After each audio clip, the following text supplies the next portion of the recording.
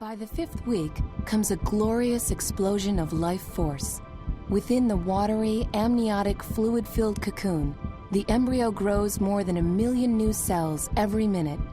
Each of these cells has a job to do.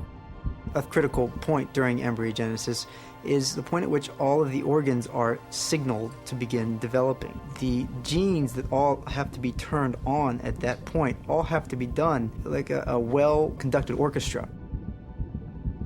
The heart is the organ that develops first. The cells destined to become heart cells begin their first erratic flutters soon after the egg implanted in the uterus. By 4.5 weeks, those cells are forming the structure of the heart. In another few weeks, beating inside this embryo will be a fully functioning heart. It is disproportionately large right now, but the rest of the tissues and organs will soon catch up. Not long after the heart begins to develop, the liver starts growing. Soon it is more than 10% of the embryo's size. From eyes to limbs, ears to lungs, all of the embryo's organs take shape, cell by delicate cell. Each system takes its cue from nature's strict and graceful choreography. Each organ makes its entrance at just the right moment to assure the baby's health.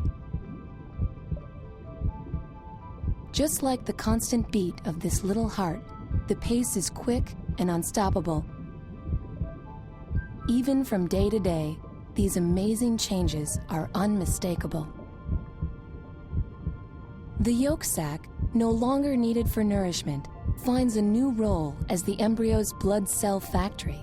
It is firmly tethered to the amniotic sac.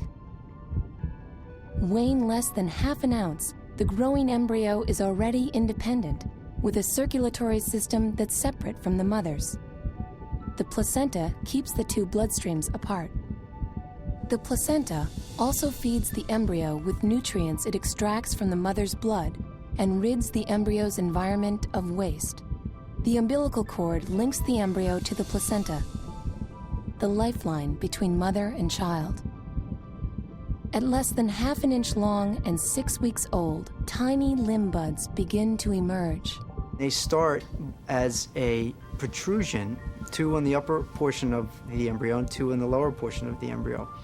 The cells on top will tell the cells on the bottom to divide, grow, and they start pushing the limb buds outwards. This keeps happening for another 4 or 5 days, and at that point you'll have little paddles on the end of those buds that will look like little hands and little feet.